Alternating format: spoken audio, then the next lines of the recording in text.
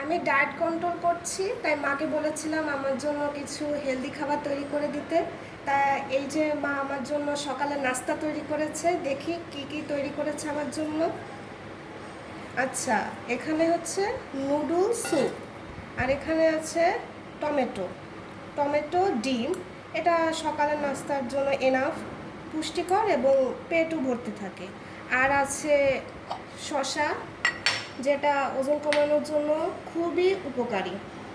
আর হচ্ছে কফি, যাতে সকালের দিনটা আমার অনেক ভালো করে শুরু হয়। কফির ভিতর কি চিনি আছে? চিনি ছাড়া কফি, চিনি ছাড়া কফি, দুধ দেয়া যাতে তেতো তেতো না লাগে। দেখি তোমার স্যুপটা কেমন হয়েছে, একটু উঁচু করো তো।